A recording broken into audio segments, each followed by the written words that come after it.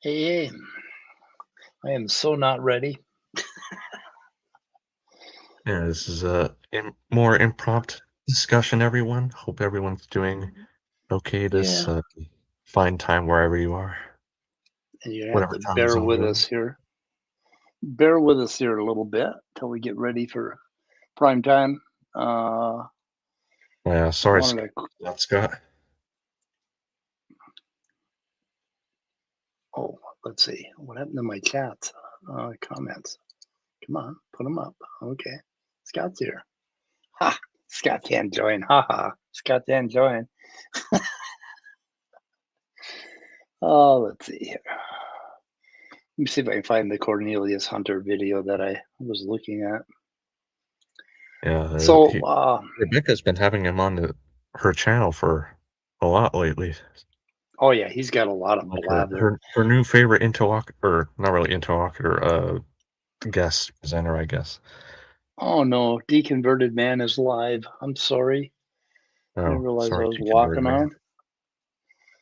Oh shit.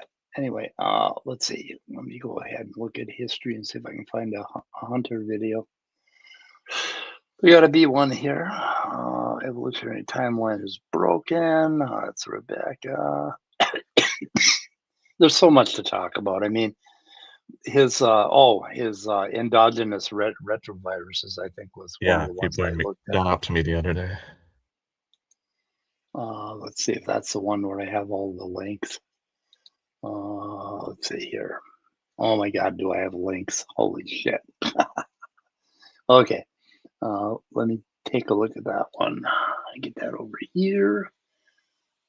Come on, Mac. You can do this. You can do this.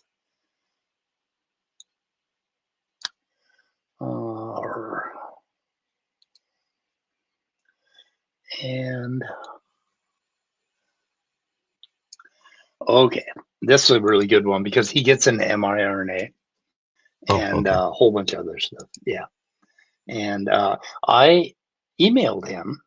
I don't know if he knew who I was because I used my name, Um, my mic name. And he responded to me, and I was surprised because I had misjudged him in that I thought he was hiding, sort of like he said he wouldn't talk to evolutionists and he always goes on with just Rebecca. And so I had a real low opinion of him, but he did respond to me. But then he quit responding when I tried to talk to him about a couple of things about this video. Was one mm. of them. So this is on endogenous retroviruses. Was that the one? There was another one too I had. Let me see here. So on the ERVs, oh God, there's so much to cover. On the ERVs, he was conflating two different things. Okay. There are some ERVs that we will find in kind of a disparate group. Like we'll find it in maybe the orangutan, but we won't find it in the chimp, and we'll find it in the human, right? Right. Now, there's two different things about ERVs. There is the insertion event, which is when the virus came from the outside and got into the germline. And that has happened more than once in primate lineages, right? Right. And then the next set of events is the copy events when it copies itself into the genome. And when you look at the copy events, if you look, okay, if there was an insertion event prior to us splitting with chimpanzees, then every copy event after that point, basically. Every copy event that happened between then and the split will have an exact location, similar location. But then after the split, you'll find more copy events that won't have the same location. And if you look at these in detail, they spell out a perfect evolutionary pattern, perfect phylogenetic pattern. They have never found an exception to what we would think should happen with all of these events between uh, if we're have a common ancestor with chimps and humans. And what they do is they conflate the insertion event with the copy events, and they find differences. And of course, you're going to find differences. And then the other thing they'll conflate is after the split, there can be more copy events, and then eventually the virus becomes mutated enough that it can't copy, which is the case with most of our ERVs, most HERVs. So how much have you looked into that stuff? A little bit, yeah. Can you Yeah, give me a sec here? sure. Yeah. Just want to check on my dog on something. Hold on. Oh, go ahead. Sorry about that. Yep. And sorry, guys, in the chat, I'm so unprepared today. Equivocations, right. Okay, Scott. He has it.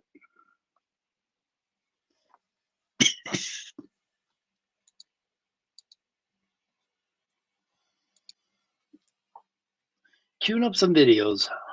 Let's see, evolution is William Lane Craig. Okay, that's one.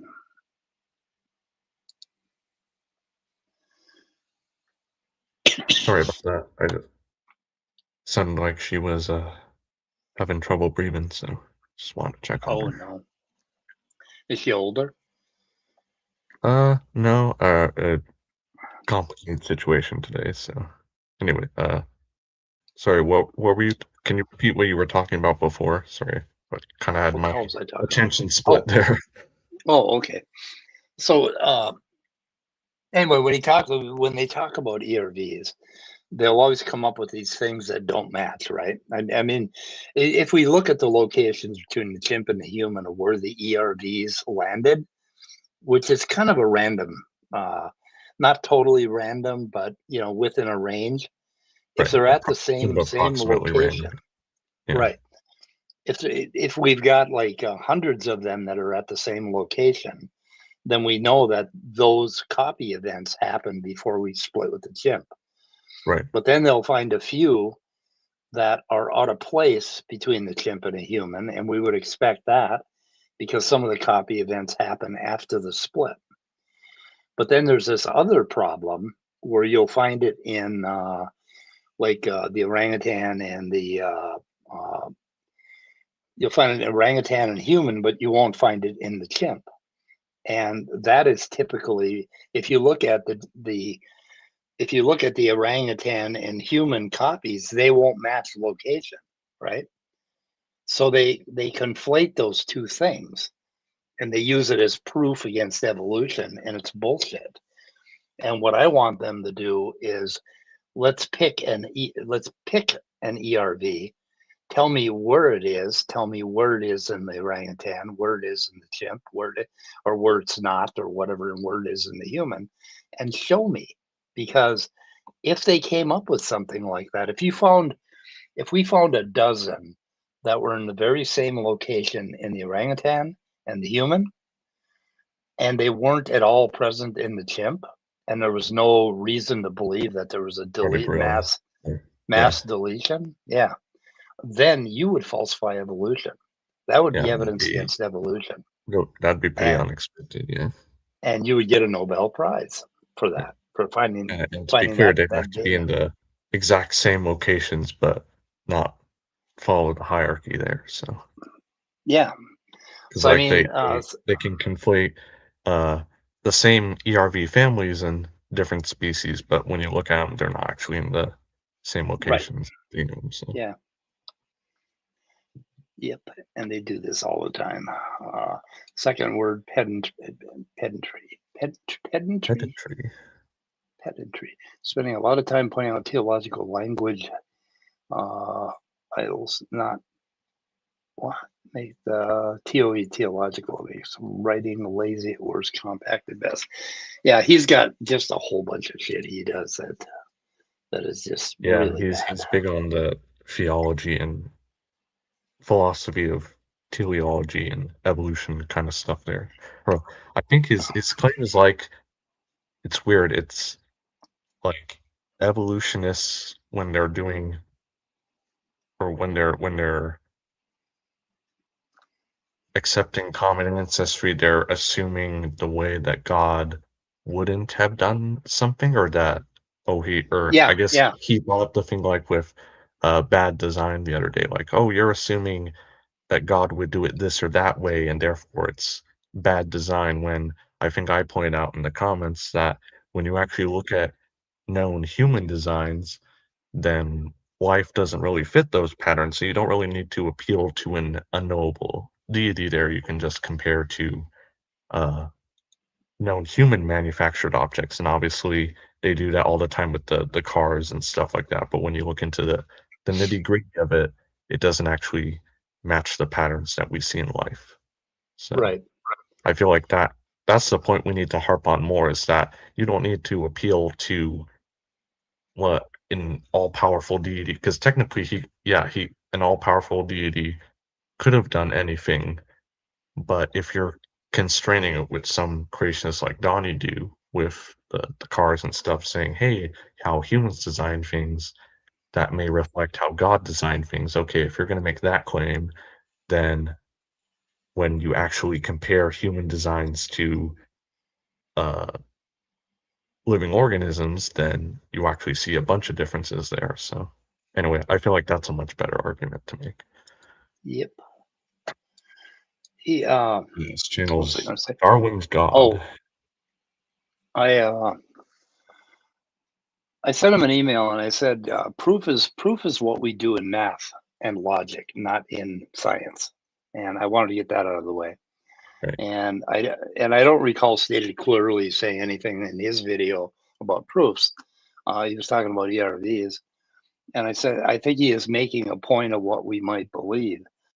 And and I said ERVs are a rich source of data that could possibly falsify evolution if you find the data, but you're going to have to show me actual sequences, actual data, right? You Right. can't just fucking pretend. And they can never do that because I don't think it exists. If it does, I want to know about it because Right. It's that would like change if you change. think this data existed, wouldn't someone have found it and published it by now? Yes, yes, because Or that well, would be a your big deal. response to that, of course, is going to be, oh, it's evolutionist conspiracy. Yeah, They're not yeah, letting the papers be published. Yada yada yada. yeah. And and I responded to him about the philosophy, and it's basically I don't have any other way that this could have happened, that life could have diverged and become what it is today, other than natural means, right? Because I don't have anything else to believe in, Right. and so no, it's not theological. It's just something I don't know if there's something else. If there is something else, I don't know what it is. Right. I Like the way the phrase, or like I think the way the phrase is, like you said, we're not proving things in the mathematical sense of the word. You can effectively prove, quote unquote, things in like beyond a reasonable doubt kind of courtroom case kind of thing. But if you're talking about evolution, then technically when we make statements like that, it just means that's the best current explanation and obviously supported by a bunch of different evidence. Yeah, technically, it could be tomorrow we found out, oh, God created the universe and God created life, but we don't see any of that at the moment. So, like, what are you going to go with? well, there's no way to say God did it unless you can show me God. I Right. Yeah. mean, and I have no evidence of God. I had never had a belief in God. I've never, you haven't either. Right. So I mean, I just 'Cause don't have otherwise, you're that shifting the available. burden of proof, basically. Right. I mean, it could be some weird thing about the universe out there somewhere, like, I don't know, some sort of stardust intelligence or something that decided to Uh, create life. that'd be freaky. But but you're gonna have to show me, Right. that this is a plausible explanation. Now, as far as naturalism is concerned, there isn't a single human, and I keep harping on this, and nobody seems to listen to me, but there isn't a human being on Earth that isn't in a vegetative state that doesn't rely strictly on naturalism in every single day of his life. He uses method. We all use methodological naturalism to go up and make a sandwich, right? Mm, We don't right. sit and go om, Yeah. and pray for the sandwich, right? We use methodological naturalism in all of our lives, and we've all used it ever since we've been born. We have never appealed to supernatural to help us make a ham sandwich, or to go to the grocery store, or pay our bills, Sorry, or go can to you give work. me a second? I think someone knocked on my door. Hold on. Okay, go ahead.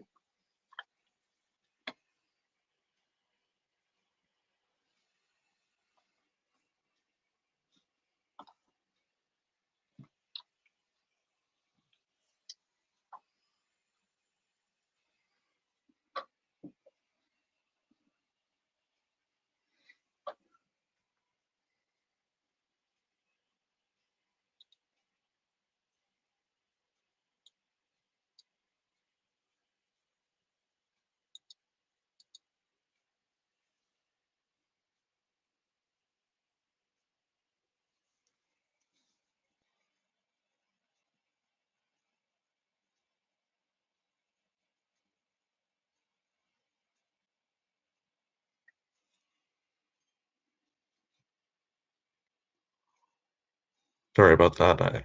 Guy just delivered a package. So. Oh, okay. Yeah, I'm getting one tomorrow. Okay, if God creates from nothing and humans create from existing things, then the way we make things is fundamentally different in the most maximal way. And that's also real important. Like, God just zaps things into it. We have no example of that in our lives, Right. in our everyday lives. Of All we have creation is ex natural. nihilo. Yeah. Well, let's see where he let's see what he's going after William Lane Craig here, so we'll kind of start with this and see if we can get a handle on what he's saying. Christianity and the Bible, but he also says evolution is theologically neutral. The evolutionary biology is theologically neutral. It just doesn't speak to those issues. Once again, William Lane Craig is in error. Oh yeah. Evolution is not theologically neutral. Craig's error is a result of a deeply flawed understanding of evolution. All it says is that we have these genes that mutate without a view toward the benefit they confer on the host organism, and that those mutations that are deleterious cause those organisms not to reproduce, but to get weeded out and to die off. And that's all. And therefore, organisms change over time as the environmental conditions and pressures change. And that's it. This is a deeply flawed understanding of evolution. Do you I think mean, it's a deeply flawed understanding of evolution? it's a little simplistic, but yeah, I mean, he kind of hit the nail on the head there. So He kind of did, right? But yeah, not according to Cornelius Hunter, who knows more than all the evolutionary biologists, apparently. all about, Evolution. including when you have a. Or I'll just point this out when. Well, actually, Dr. Dan's made a video on it lately. When you have a virologist in the side chat and you claim to know more about Yeah. virus evolution. Yep. Yeah. It's amazing. That was just funny. Sorry. You think so, Kafai? I don't know. I think it's I think he's saying that religion has nothing to do with science. Science is what we do in the same way that we make sandwiches and put our pants on in the morning. It's just an extension of that. Has nothing to Right. do with religion. Has nothing to do with what Darwin and all those guys said back in the 19th century. I I have no idea what they said, and I don't give a shit what I they mean, said. they do overlap when they make claims about the natural world. So but usually science wins on that end. I mean, not to discount Darwin, he was an amazing genius and he did wonderful work. And I have a really nice bound copy of Origin of the Species, which I have opened exactly one time and read no more than one sentence out of in my entire life. I don't care about what Darwin said. You basically just get the book to say I have the book. Yeah, right. Well, my neighbor brought it to me. He found it Okay. at some garage sale, and he bought it for me. It's a special edition. Ooh, nice. Yeah, pretty nice. I got it up. I just noticed it the other day. But the thing is, I have Molecular Biology of the Cell, the 2022 version, and that's what I read. I don't read Darwin. So, Right, Darwin sorry. is not the prophet of evolution. Yeah. Okay. So first under, hang on a second. I have to cough up air.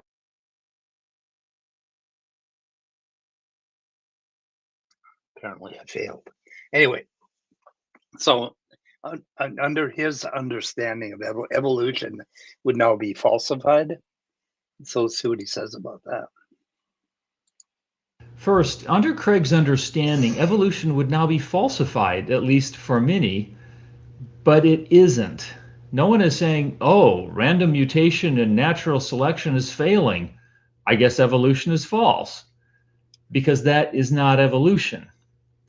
Secondly, under So what is he saying exactly there? What the hell is he saying? I I guess think he's talking the about theory Dennis evolved, Noble. therefore it can't be falsified. Right, something like that. I guess evolution is I think false. he like makes this point a lot that like, oh, if you don't have these certain tenets like gradualism and common descent, which I think for the most part are still held by most evolutionary biologists, but he seems to think they aren't. But like if those are thrown away, then somehow evolutionary theory just collapses or it doesn't have a solid foundation or something like that.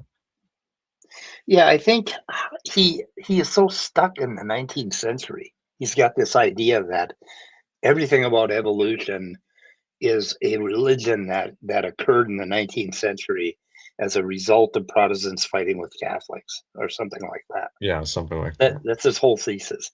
And, Or and it's still with us. Epicureans or ancient Greeks. Yeah. Yep.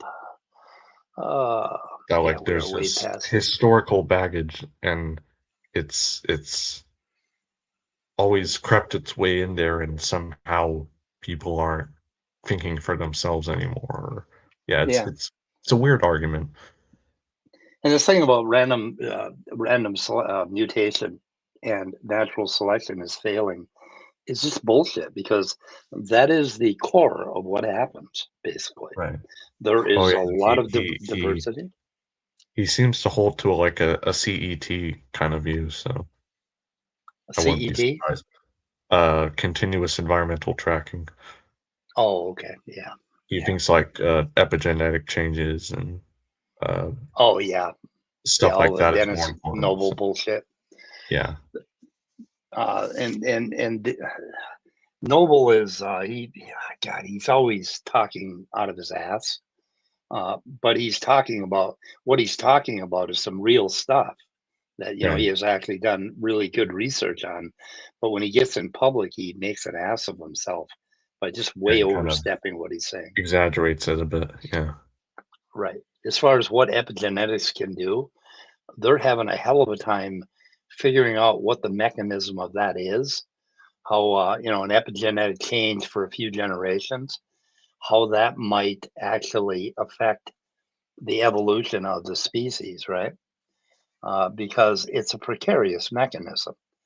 I mean, they can basically survive in an environment where, if the right mutations occur to simulate the epigenetic phenomena, then they can go on, right? That sort of thing. I do you know what I'm talking about? Like an epigenetic change. Yeah, an epigenetic change can last for a couple generations. Right. and there aren't many of them that do. There isn't much that does because there's a pretty big barrier to that. Right. But there are, you know, generational changes. And I think there was one they found that lasted for 100 generations, but that was in uh, fungi. So, Oh, I didn't but know that that was, one. but yeah, that was, and I haven't, I ran into that somewhere and I never ran into it again. But I mean, these epigenetic changes go away. So we're still looking at the genome. The genome is still kind of ruling the roost here. Right. But then there's all sorts of other things like something they often forget is uh, the chicken and egg problem with Rebecca. Like she says, well, how does Right. the ribosome, which is made of proteins, and it makes proteins, how does the ribosome create itself, right? Well, what's the ribosome also made of? So I asked her, well, okay, for a zygote, right? Okay, the zygote hasn't created anything yet, right? How does it have a ribosome that decodes its DNA to create proteins to create its ribosomes? And she never responded to me.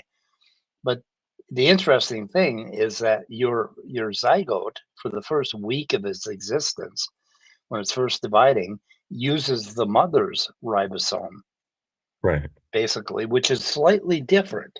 So the mother's RNA, mRNA, is in the cell, in the zygote, right? Right. So for the first week of your life, you're relying on your mom's proteins, Right. and then slowly your Lay the genome blueprint. takes over. Or Right. well, the blueprint, the scaffolding, basically. Yeah, but the thing to note is your mom's genome is not the same as yours. It's a different genome. So that means your mom's genome was slightly different than yours, yet it managed to create proteins for you from your genome. So if you look at your grandma's genome, it was slightly even more different, and your great grandma and your great great grandma.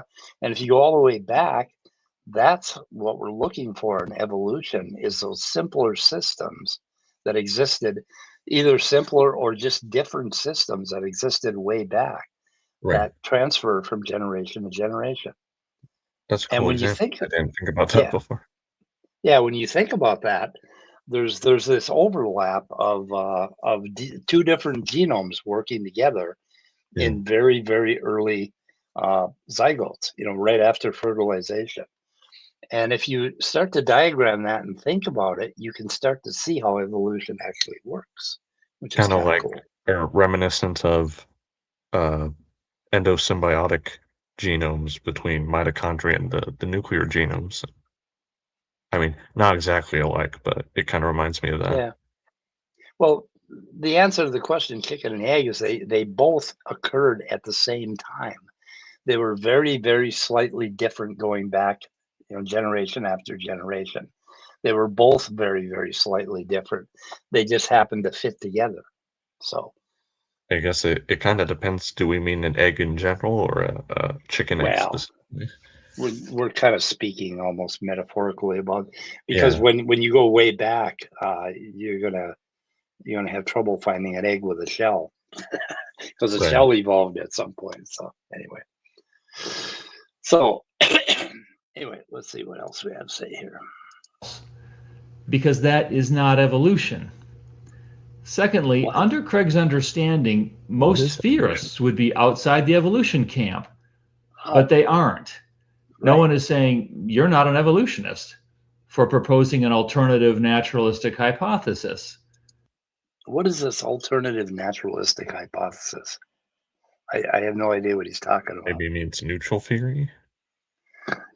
He That's might, my yeah, guess. Yeah.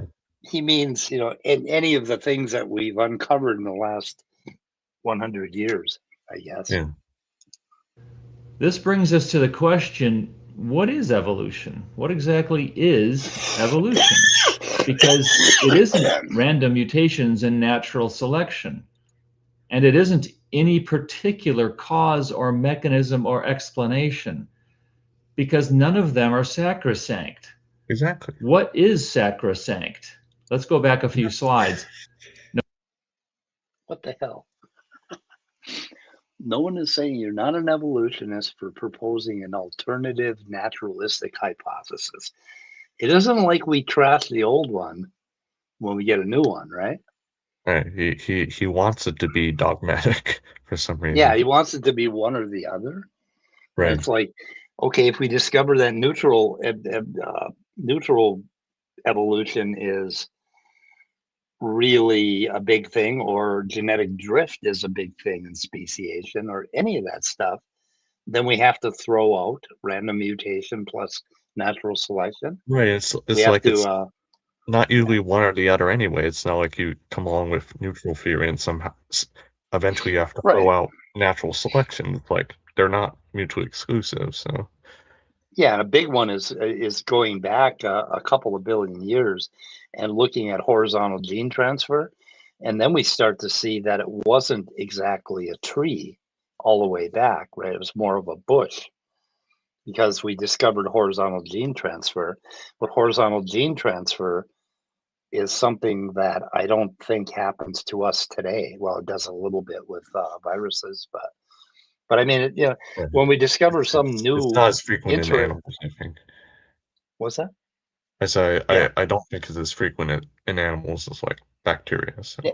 Yeah, viruses would be a form of horizontal gene transfer, I yeah. think, if a virus invades you, that sort of thing. So we still have it a little bit, but I mean, it's not a big thing. And it's not like we're going to throw away random mutation plus natural selection, because that just isn't, because that we clearly know that stuff happens. happens. Right.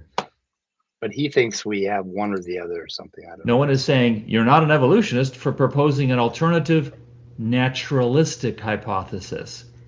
So long as you propose a naturalistic hypothesis, you're within the evolution camp. Yep.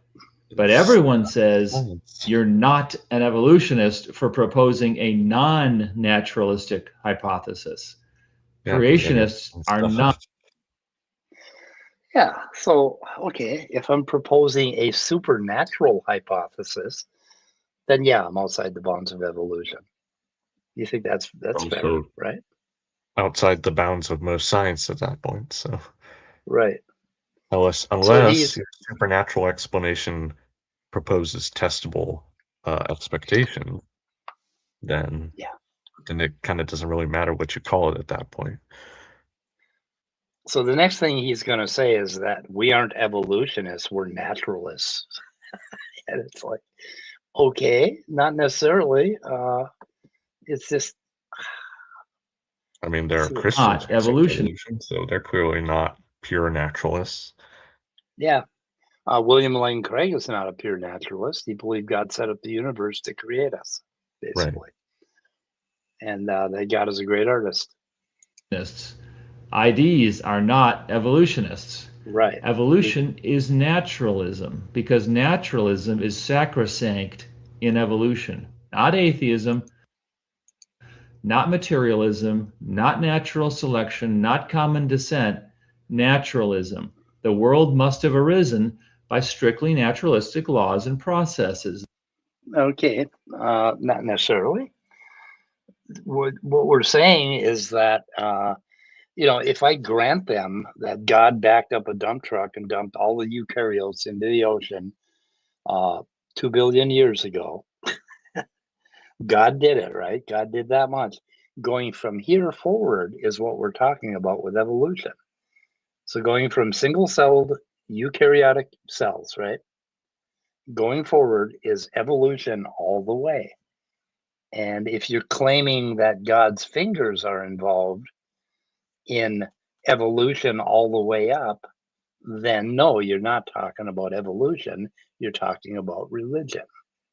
Right. You're But not really we're doing not, science at that yeah. point. But we're not saying anything about religion. We're not denying it.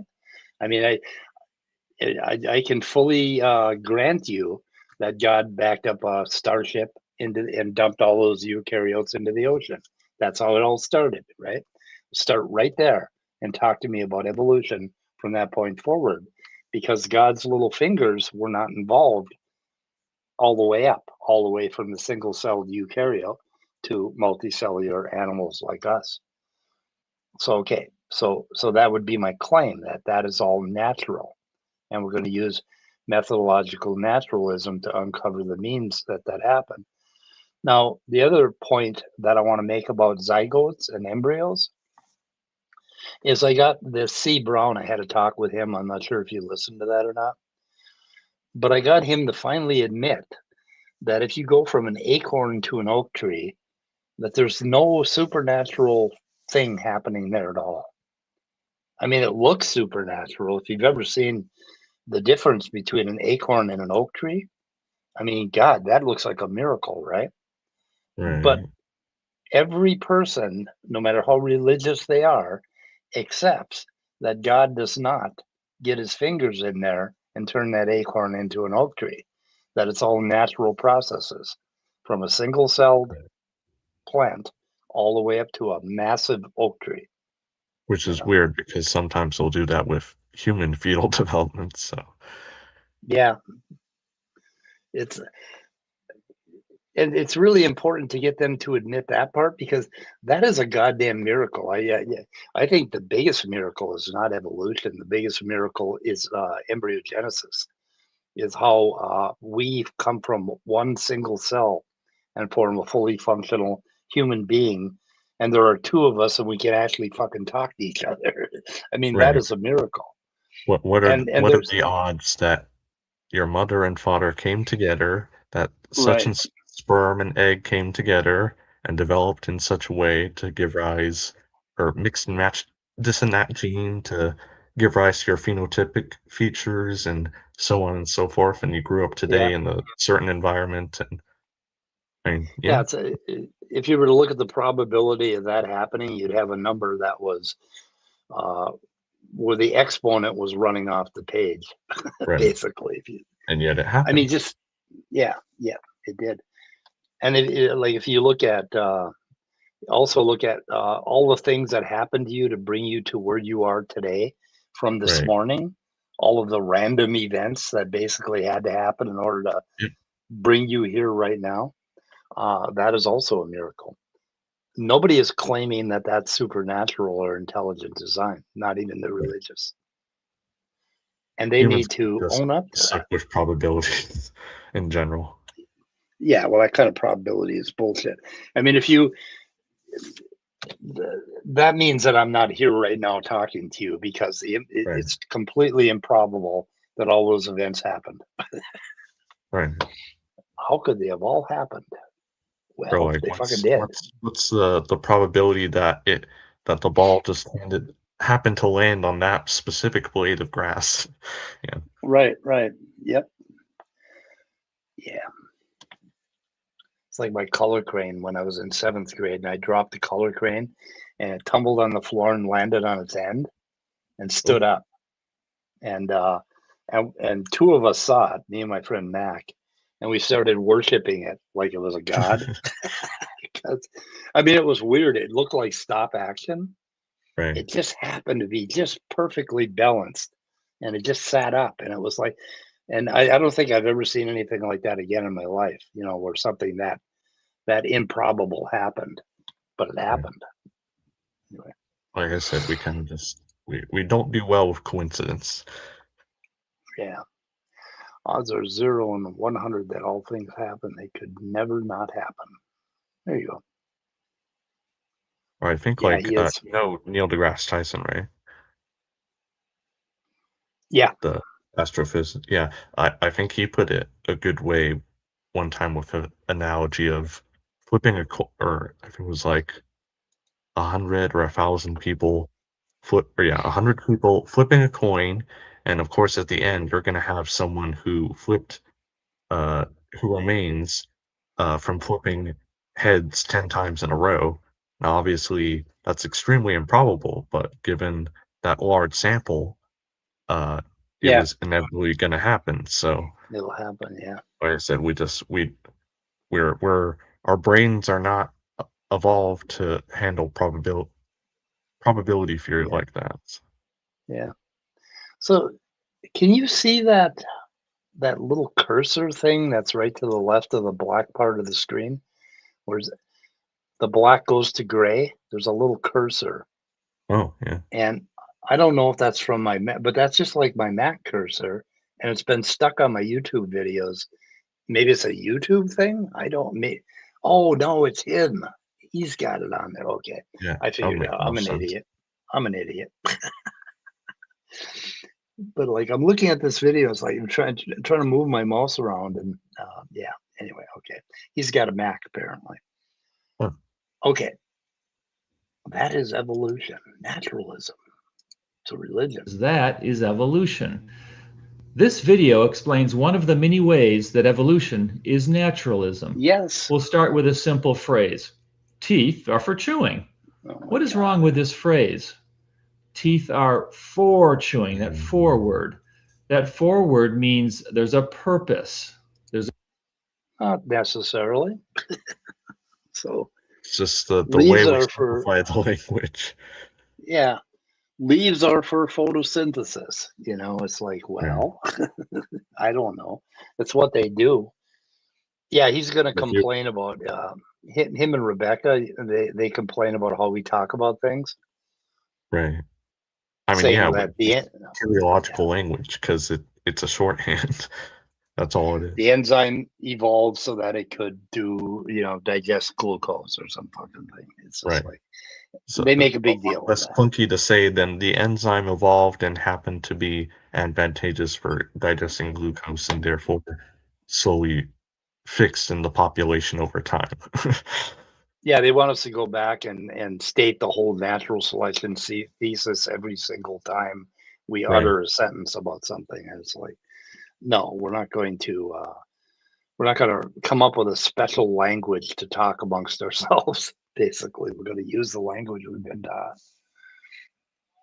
Admittedly, the language can, or the use of that kind of teleological language there can be a little confusing. So, but like I said, Yeah. it's how we talk. Blame language, don't blame evolutionary theory.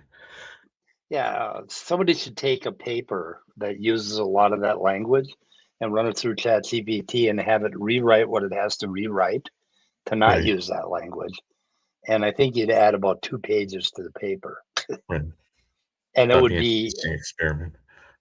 impossible. It would be horrible to read. You'd get so tired of it. It's like, oh, because natural selection, blah, blah, blah. Fuck. Anyway, I like the shorthand. Teeth are for chewing. There's a goal, objective, reason, design, final cause, teleology. The foreword carries enormous metaphysical Oh, does it implications. really? The world was designed. This was the debate between the Epicureans and the Stoics. The There you go. Epicureans said teeth are not. But rather teeth formed by chance. Yeah, okay. That's what we're saying, I guess. Right? Right. Yeah, it's a For simple chewing. way of summarizing it. Yeah, but he makes a big deal of this, and this is his whole thesis. He's got this in his head, and he really believes this strongly, so there's almost no way to erode him. Hey, deconverted man, I'm sorry, you were live streaming and I didn't realize it. Yeah. Sorry, we kind of did impromptu thing here. Didn't mean to did an impromptu thing. take away Didn't from your check channel. around. Yeah, sorry. But rather teeth formed by chance. And because they could chew, they persisted. Now, this is kind of strange. Why would they say this? Because they believed God would not have designed this failed world. What? From Lucretius De Rerum Natura. Okay, it's a bunch of blah blah blah about. He was like talking about the same thing the other day. How it's all rooted in the problem of evil and people denying that God exists. Yeah, that's where the theory of evolution came from. Like, they teach you that in school, right? Did you take a whole semester on Epicurean, the fight between the Protestants and the Catholics, and that's at the basis of evolution, right? No, Did I you? don't think so. No, you missed that. I missed that too. Must have missed a day off. Yeah, I'm not sure what in the hell he's talking about. So we're at 3:49. Let's see what we got here. I've got a bunch of bookmarks. We'll just go through a few. Okay. The problem of evil. Okay, I guess I'm still on that. For nothing has been engendered in our body in order that we might be able to use it. What is the fact of being engendered that creates its? I don't know what the fuck he's talking about. I'm going to skip that. We'll skip ahead. Oh, where are we going to skip ahead to? Let's try 5. Let's see if he says anything sensible. What about evolution? What about evolution? It's the same thing. Nothing can be more hopeless than to attempt to explain this similarity by utility or by the doctrine of There we final go into causes. Darwin. Charles Darwin, 1859. Utility. One of his strong arguments. God would not create disutility. All of the species would be perfectly adapted. God wouldn't do it that way. The theory entails metaphysics.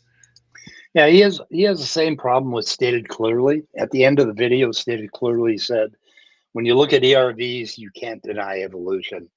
And then he's claiming that stated clearly is making a theological statement that God wouldn't do it that way. No, we don't give a shit about God, Mr. Dr. Hunter. We don't care. He's not on our radar. It's like, it's all just shifting the burden of proof. It's like, well, proof that God didn't do it that way. It's like, okay, that's not how it works, but you gotta show that God would do it that way. Yeah, that has nothing to do with the debate over whether God exists or not. Okay, it's basically, I guess, if we're arguing with an intelligent design person, right? They're really crazy. I mean, the intelligent design people, they go on and on about this intelligent design. And then they tell you about, okay, you're walking on a beach and you find a watch. And you pick up the watch and you look at it and you say, oh, this was intelligently designed. Well, would you say that? Would every single human being say that? Suppose you were a human being that knew nothing about metal, knew nothing about making gears and grinding and files and tools. Yeah. That's all you had is fire. The watch being built. Right. You chip things out of rocks and you threw a spear at a deer and you cooked the deer and that's all you know. And you're picking things up on the beach. So you pick up this bizarre looking invertebrate, right? With all sorts of cilia whipping around inside of it. And you look at it and you say, I don't know, that looks like an animal from the ocean. So if that person who knew nothing about technology at all picked up a watch, he would probably think it was some really bizarre shell that got left over. And if the watch was still ticking, he'd think, damn, this thing is still alive. Right. So I mean, this watch argument is just bullshit. The reason we know what watches are, we know about people making gears, we know how gears fit together. You know, most of our daddies tried to teach us that stuff. My daddy did. He was a mechanic. Anyway, we cannot believe that the same bones in the arm of the monkey and the foreleg of the horse and the wing of the bat are of special use to these animals. Oh, okay, we're looking at Darwin yet. Well, let's jockey ahead here. And see what, yeah. You know, the thing is that, well, he's setting us up to argue against intelligent design based on what we see in the natural world. And what we do not see in the natural world is a fucking intelligent designer that designs life, right? Right. I mean, that's what I don't see. And so he's shifting. They don't want to talk about that. Right. They don't want to tell us, what does this intelligent designer look like? How does he work? Does he have little fingers that move things around in the ocean, or what does he do exactly? They don't want to talk about that guy. I guess one exception would be when humans like take a certain gene from a jellyfish and put in a fish, and now the fish starts glowing. Like, I guess you could kind of say we designed that animal, or we designed bacteria with certain genes. So yeah.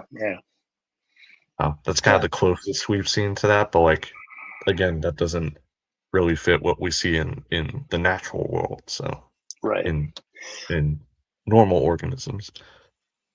Oh, do you have a pencil? No. Oh, do you have something you can write on? Write with, like a computer? Write down this name. Write down, I want to put it in chat. Robert Hazen.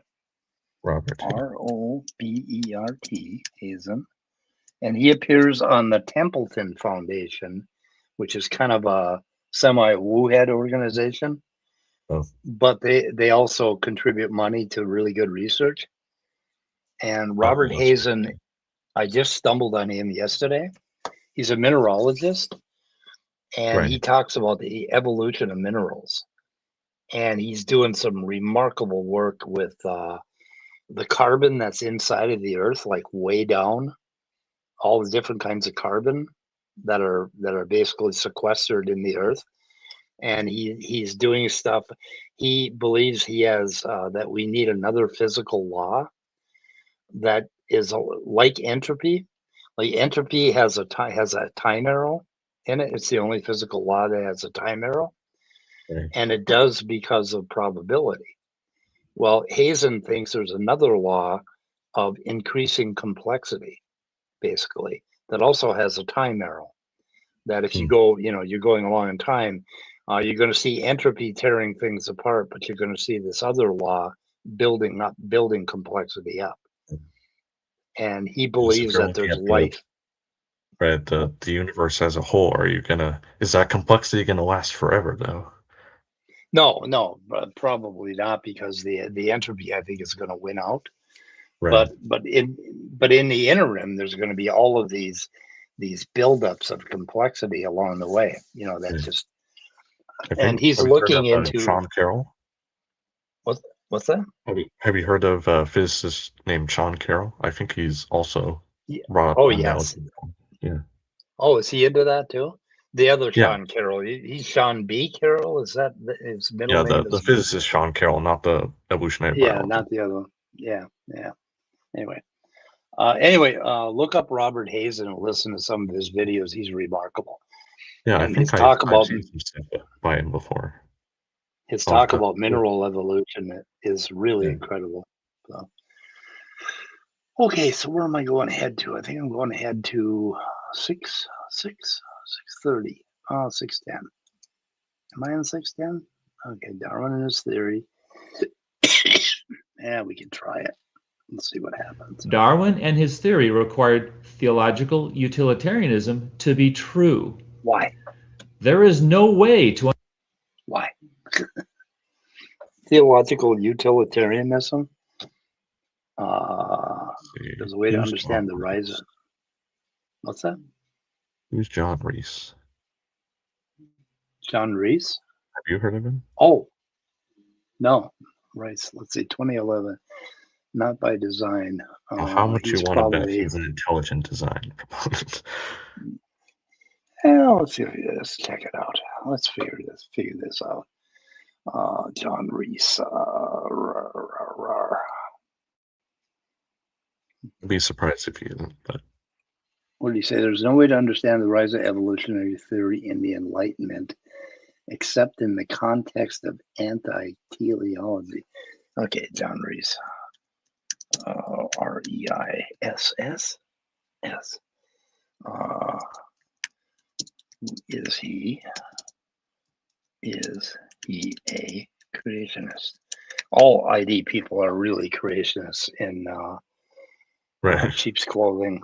They're wearing sheepskins. As Hunter doesn't want to say he's a creationist. Yeah. He's an evolutionary biologist, not a creationist. He's a professor at the University of California, Davis. His main claim to fame is the book Not by Design, Retiring Darwin's Watchmaker. Title sometimes misleads people who only skim it. They imagine it's anti-evolution. It isn't. So he is not an anti-evolutionist. I sincerely apologize then, Dr. Reese. Yes, or sorry. His claim to fame, let's see. Okay, Reese takes a very strict naturalistic stance. Biological structures arise from physical constraints, developmental processes, and evolutionary history, not from design. He pushes the idea that calling organisms well-designed smuggles in teleology. So basically, Okay, I see. yeah. He's Anyway, wow. he does pan adaptationism kind of thing. He doesn't like that. Yep. Yeah, I don't want to see they're Let's see. perfectly adapted or designed to their environment. Yep. The sort of shift away from metaphors and toward constraints is a useful pivot when comparing different flavors of evolutionary reasoning. Yeah, So that's a good point. Yep. Got to See what he factor in says. To understand the rise. I didn't get that. Or say gotta factor in the historical contingency too. Yeah. Constraints is very important. Yeah. And the environment, the amount of the information that we see in DNA. And Rebecca did a thing on information, and I'd like to address some of that too, because that's interesting. Functional information, what it is. But all that information that's in the DNA, what it records is the history of the environment Right. and the organism in that environment.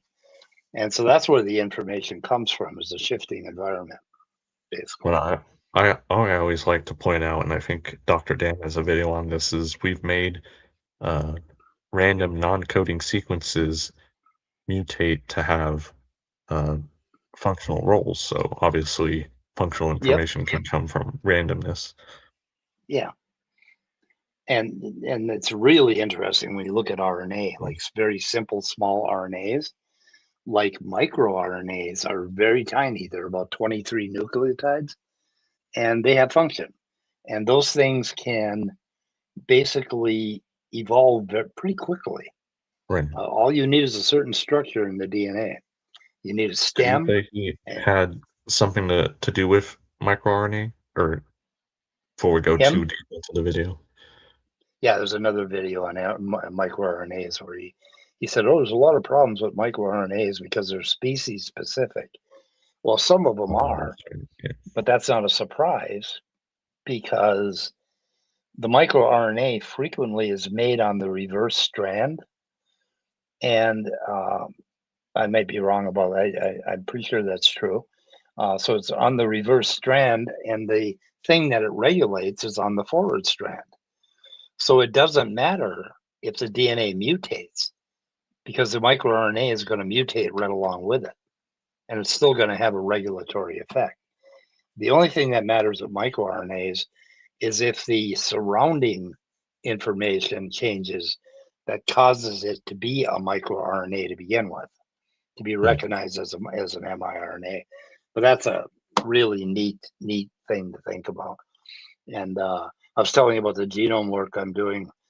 I'm going to really be able to display all the microRNAs and where they are, where they come from, and do comparisons on them and all that. So when these amateurs start questioning us, my hope is to draw them down and show them, here's the nucleotide sequence.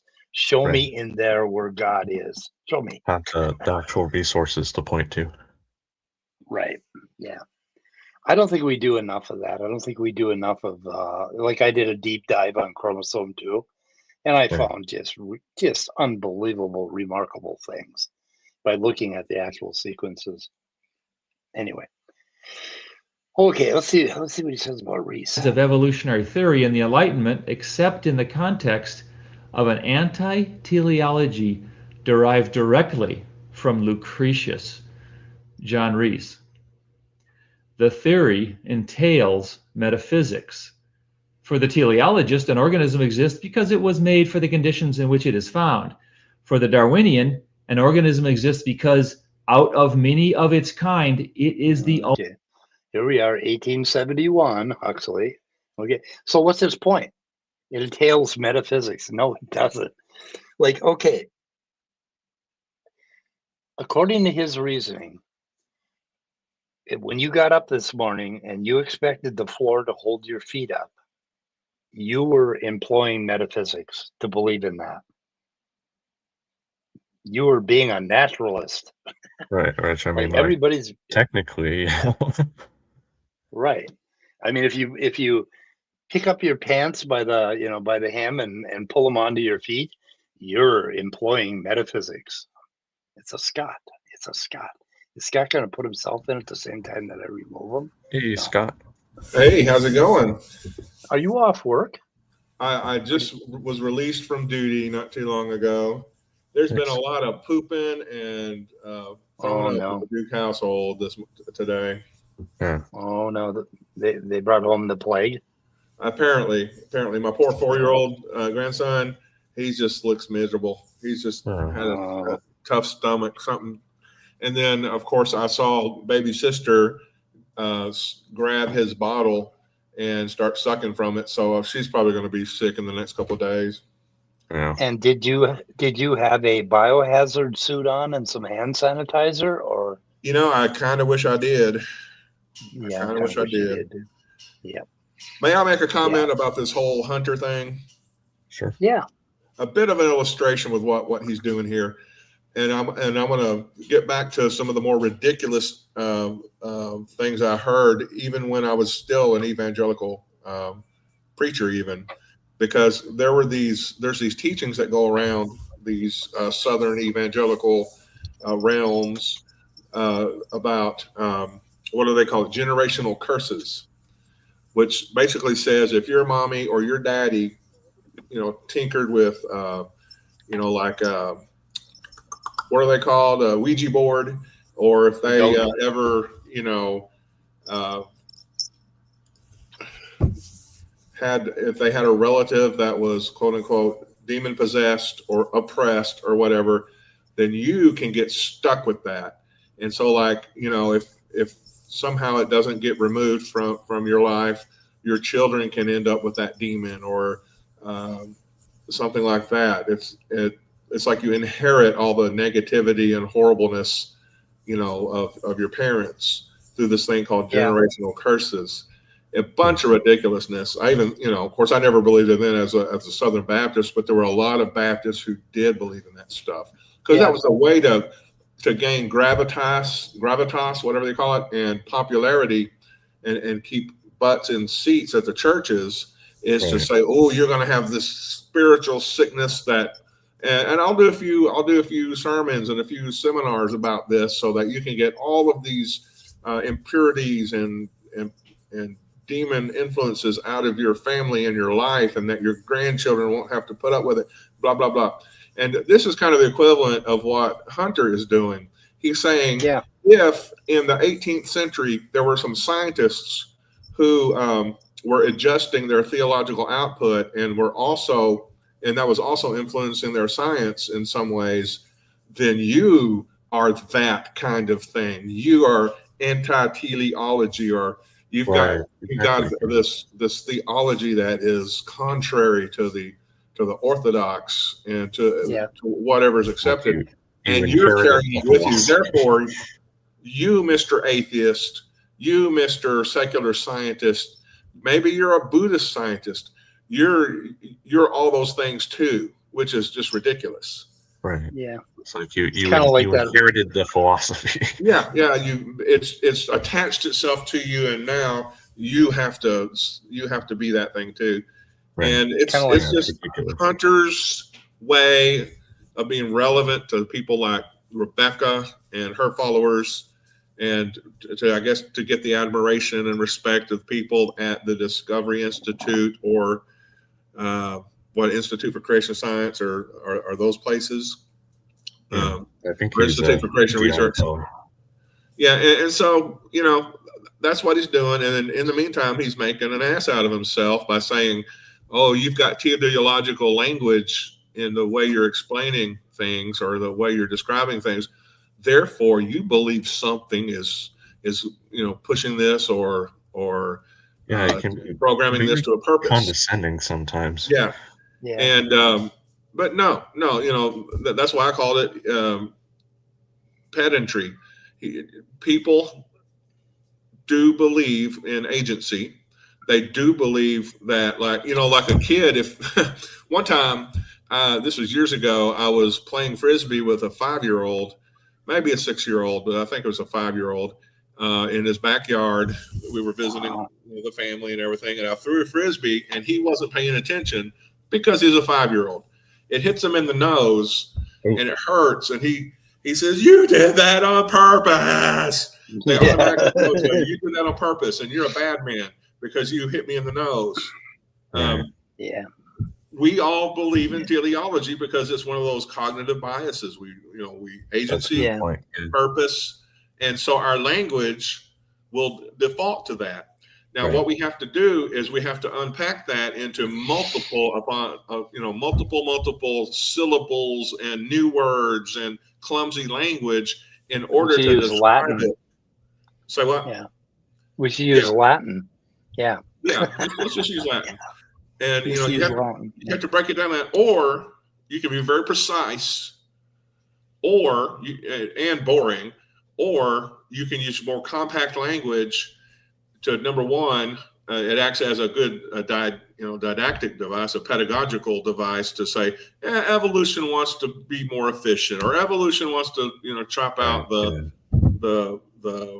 unneeded stuff. Well, it's not really doing that on purpose. It's not really seeing what's ahead and saying, I think I better adjust myself for the coming ice age or something. It's just, this is what's happening in a secular environment, in a secular world, or at least in a world where there's no falsifiable evidence of a deity or a supernatural influence. This is what's happening. And so, or you could say that your language is lazy and you're using teleology because you don't want to break it down. Either way, that's what it is. And he's being pedantic the more he focuses on that. Yeah. Well said, Scott. I just had to get that off my chest. That's why my blood pressure was going up when I saw that y'all were going on, and I was stuck with the I had the opportunity to spend time with my grandkids. I was going, I want to talk about this. But that generational curse stuff, that generational curse, I mean, there is some reality to that. It's like that rumor about Uncle Joe and the goat, plagued their family for generations. But when I was little, and I would be walking downtown in Mount Iron, Minnesota as a 6-year-old, right?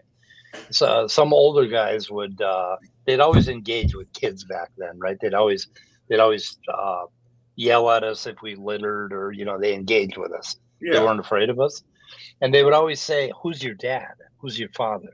Which Bruce neck are you?" Because they would judge me based on who my dad was, basically.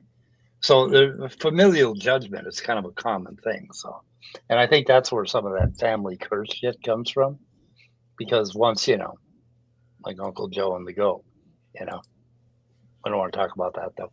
But anyway, let's see what he says about anti-teleology. Is he still going? It's still 1871? For the Darwinian, an organism exists because out of many of its... Okay, wait a minute. Okay, fuck this. I'm going forward. Let's find another bookmark here. So he's still dragging up ancient history. Huh? I said, I think he's made his point. Yeah. Okay, August Weismann. Okay, what do we got here? It's a Darwinian, following Darwin.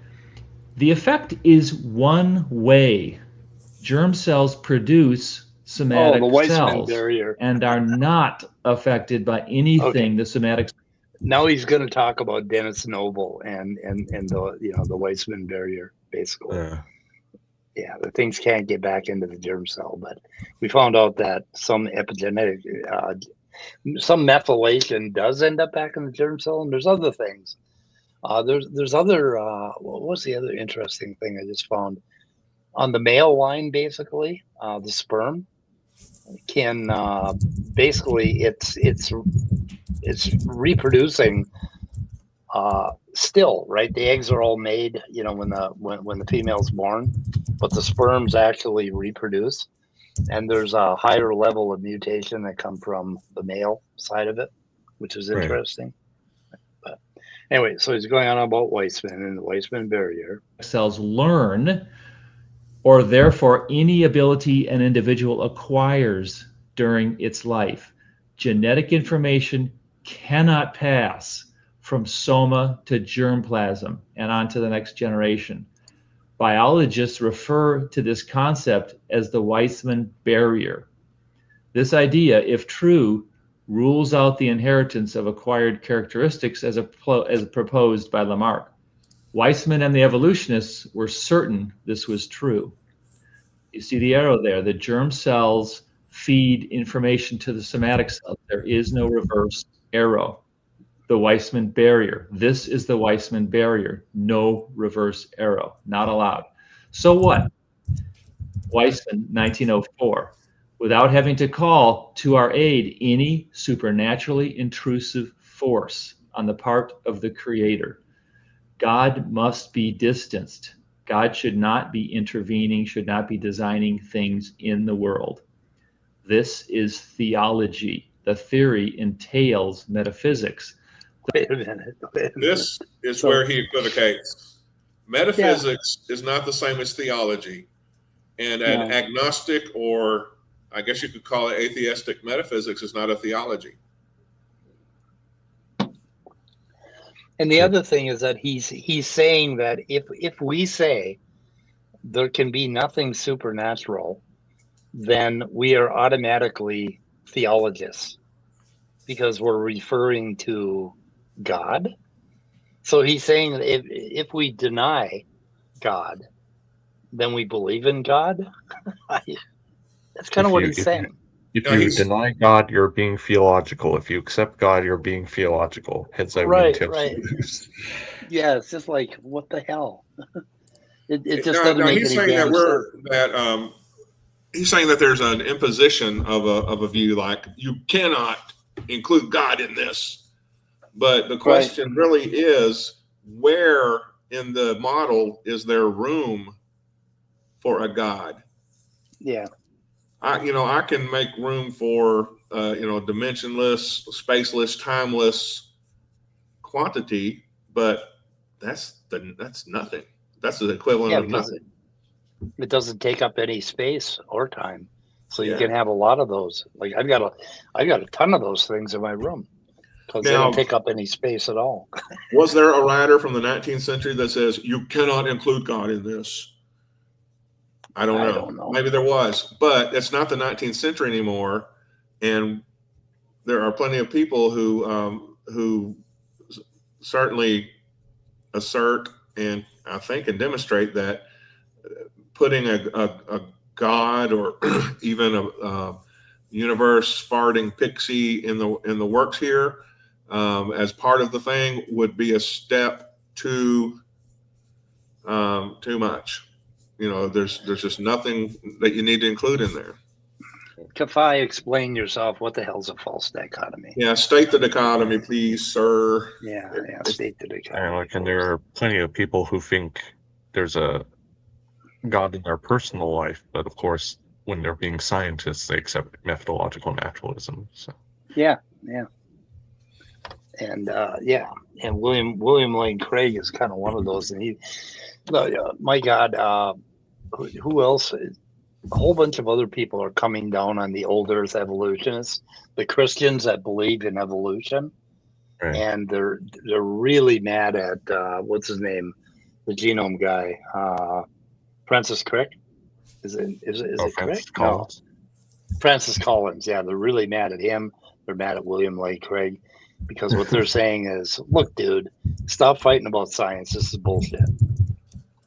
And William Lane Craig says it real explicitly. He said this young Earth creationism nonsense is doing more to hurt the church than any other single force in today's world, basically, because they're just making themselves look like fools. It's certainly if you raise your kid so that the only way he's going to believe in God is if he thinks evolution is false, when he finds out evolution is true, he's going to quit believing in God. Or if you tell them those biologists are all lying to you. And it wasn't the scientists who tried to hook the belief and the evolution together. Yeah. Yep. They're gonna. The reverse arrow was a sign of design. No, it ain't. What the hell is he talking about? The reverse arrow was a sign of design, a sign of purpose, of goals, of final causes, of teleology. The modern synthesis explicitly rejects the possibility of inheritance of acquired characteristics, or Lamarck. The reverse arrow was not allowed. That would be tantamount to allow Lamarck. The reverse. Well, No, come but on. acquired characteristics is just like if your tail gets cut off, right? What's that? What? The acquired characteristics that he's booming against, or not really booming against, that he's using as an example to boom against evolutionary theory, is that's just like get your tail cut off. You have offspring that are born without tails. No tails, right? Yeah, the Yeah. Lamarckian. Yeah. thing, So right. what's he trying to advocate here? We know that mice aren't born without tails if their mother, has no tail. Yeah. So what is I this? think How when does epigenetic? yeah, it's like he's conflating epigenetic inheritance with we can't allow supernaturalism, or Yeah, I've got this paper downloaded. we've observed epigenetics, therefore supernaturalism. I don't know. Yeah, he thinks. It doesn't make sense. Well, he thinks it falsifies evolution or something like that. I guess he's Yeah. saying that. He thinks now that we everything figured- falsifies evolution. Right. Yeah. So let's see here. If there's an interesting thing here that I wanted to show. Basically, okay. So if you have how the hell is it? And I lost my train of thought. Hang on a second. I will get to it in a minute after we listen to him. Scott, quit your thundering. Stop it. Just stop it. Oh, did Kafai mention what the false dichotomy is? Yes, yeah. Yes, he Frame's did. guide I don't know is if I'm muted or not. Okay, yeah, he did. Let's see. There we go. Scott frames God as necessarily supernatural. Well, I don't do that. That's what the Christians do. If you have your own bespoke theology, Kafai, where God can be part of the natural order, then answer this: is he falsifiable? Is he, she, or it falsifiable? Are they falsifiable with scientific inquiry? If not, it's just not a topic that science can deal with. Yeah, not only that, but if God is Spinoza's God, maybe.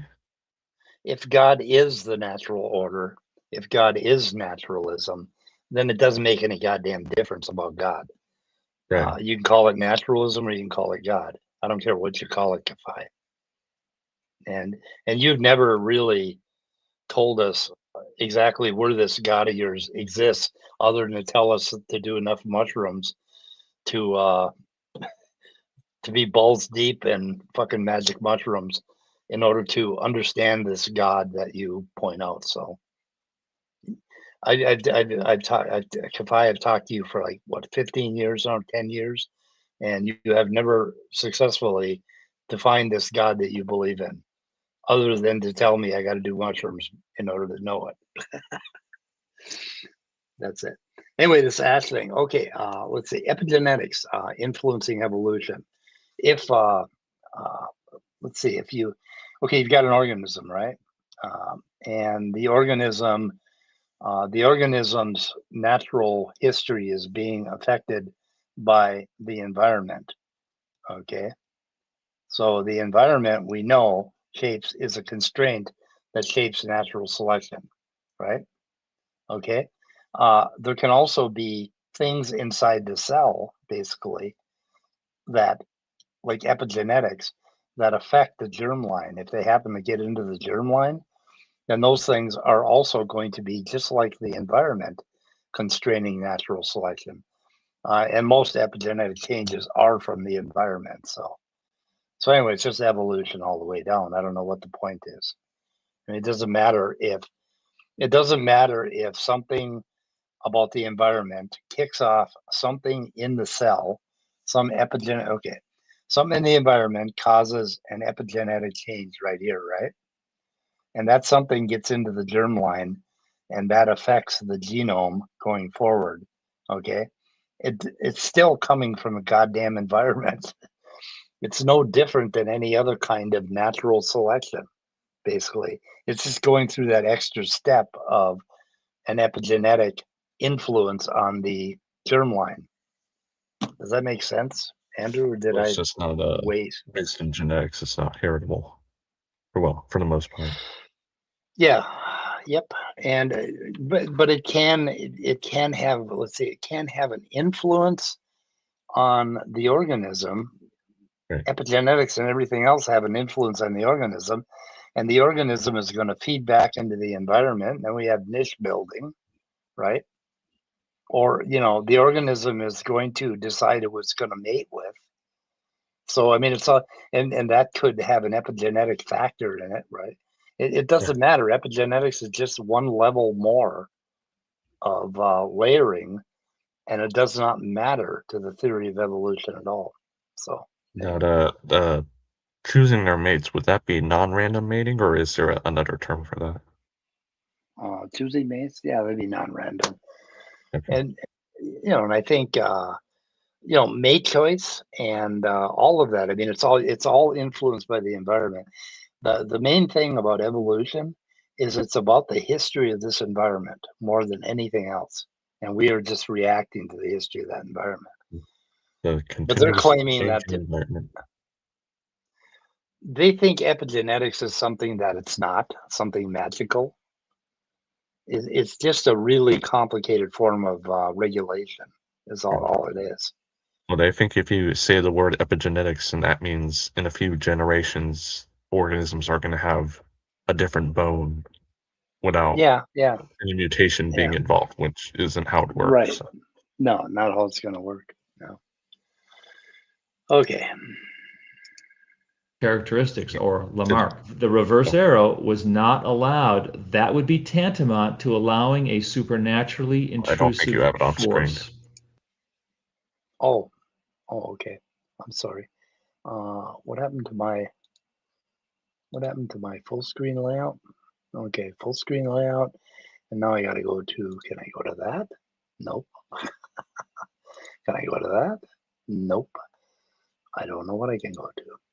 There we go. Okay, now we're back. Gotta click the right button.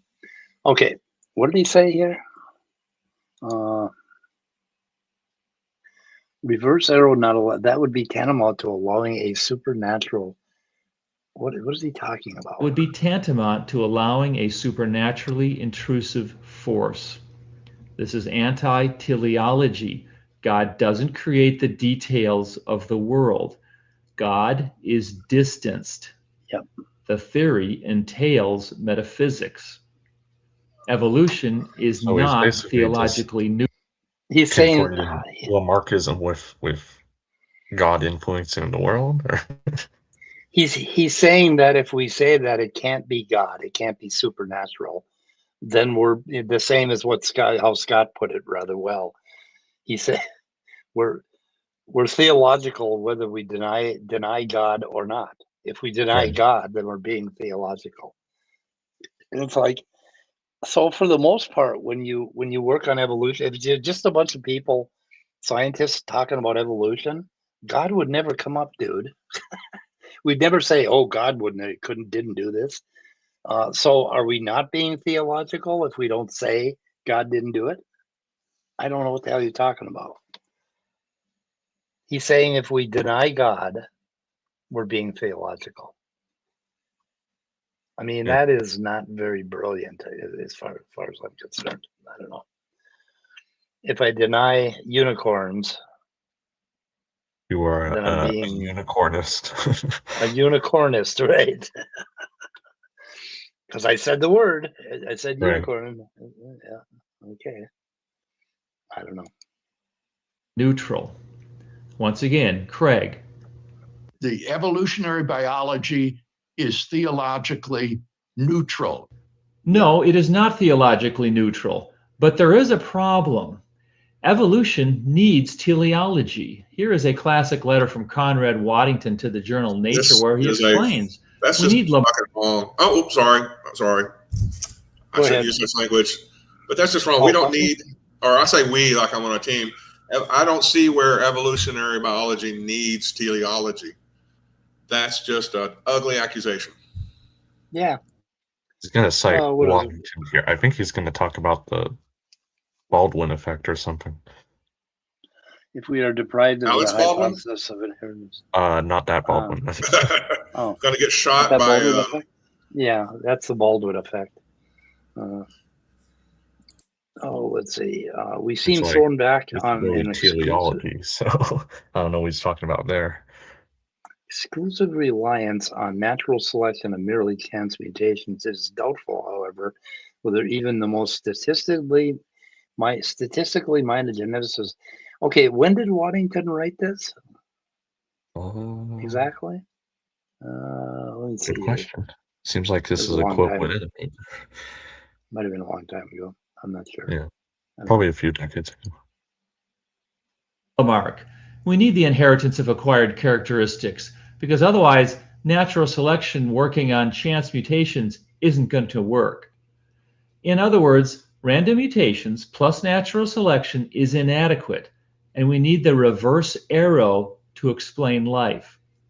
Evolution could never lose the teleology, and Waddington would be proven prescient.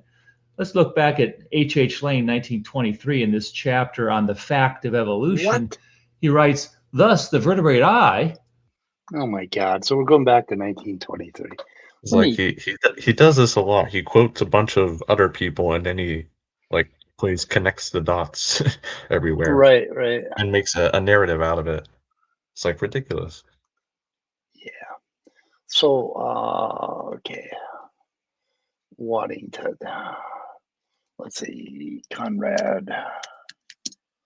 Where is he?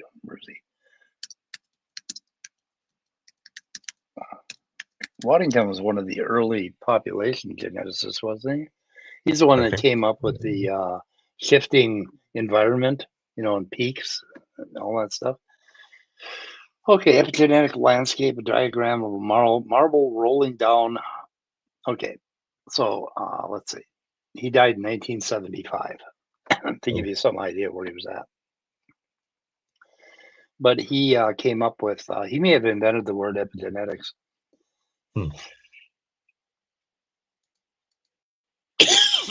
Shit, I didn't mute. Diagram of marble rolling down branching valleys. Marble represents a developing embryo. The valleys represent canalized developmental pathways. So he came up with this canalization, and that's what he was talking about. He was he was saying that basically it couldn't all just be random. There has to be some constraints. And the constraints are obviously the goddamn environment, right? And that's just natural selection all over again. So I don't know if the Waddington, way he phrased it has been supported, though, specifically. Yeah. I'd have to look. Canalization means shaping developmental outcomes through constraints. Genetic assimilation, let's see, he discovered that an environmentally induced phenotype could become genetically encoded over generations if selection favored it. Genetic assimilation, right? Right. And so he's misquoting Waddington entirely. Yeah.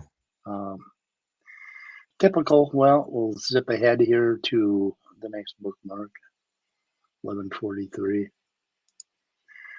Oh, where are we? Okay. It is full of unintended appeals to teleology. Unintended appeals to teleology. Tetrapods and fish have adapted distinct CPS enzymes, to initiate the ornithine-urea cycle. That is teleology. He's going on about language again. He's going to go on about that for the same point over and over. Over and over, yeah. It's just, let's see, 1209. Let's see if I got anything there. I'm not sure if he ever says anything. 1209. I think he just goes through a whole bunch of these things. 1228, 1252, 1305, 1311. I think he goes on for like 3 minutes here. So we'll skip over all that. He shows all the places where people have used intentional language in their papers. So anyway, Neil Shubin. Pedantry. Evolutionist Neil Shubin. So what do we learn by looking at 600 million years of animal history? Evolution's tinkering with mammalness to make whales. Oh my God. Okay, so Neil Shubin said evolution's tinkering with mammalness to make whales. They're talking about like this convergent evolution and canalization, basically, that there are certain pathways, and those pathways are our environment, our Earth environment. That is what's carving this whole thing, right? That's what carves the organism. Let's see here. I'm going to go It's ahead. basically I'm gonna just talking skip. about historical constraints there. So Yeah. Yeah, and he's complaining again that we're using teleological language. Can you think of any language that we have that isn't teleological as humans? I mean, we are tool building apes, you know, right, and we do this shit all the time, right? we anthropomorphize a lot. So Yeah, We do. I remember back when I was inquiring about evolution as a believer. You know, I don't know that I was ever really opposed. I think there was a point where I was a creationist, but I got over it as quick as I got over it quickly.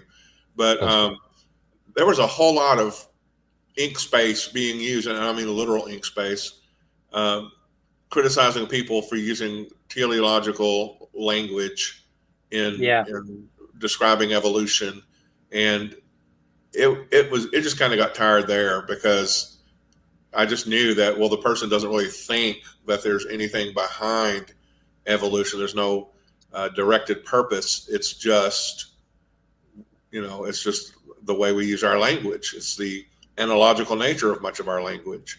And it's just a way to communicate in a more understandable way with people. right. And then when you want to, you can sit down and break it all apart into non-teleological parts, and realize that you can do it just as well, and you don't need an initiator, a creator, and, a being to do it. Yeah, that's why that Robert Hazen stuff kind of I was really engaged in him yesterday with the way he was presenting this arrow of complexity, basically. And it's just a really interesting new way to look at things, to look at this non-teleologically, which is kind of cool. But anyway, it says evolution was rejecting teleology, but simultaneously relying on teleological language. How much of our language is not teleological, dude? I mean, what can we do about that? What is the remedy? He wants us to talk like sausages all the time, or what? Talk like they'll accuse us of being in haughty. ones and zeros. Yeah, we're talking ones and zeros if that's what he wants. Well, I'm willing to talk to him about the actual genome if he wants to. Was there a part at the end about ERVs, or was this the main? I think that was a different video. I think maybe there is. Let's see what's wrong with evolution.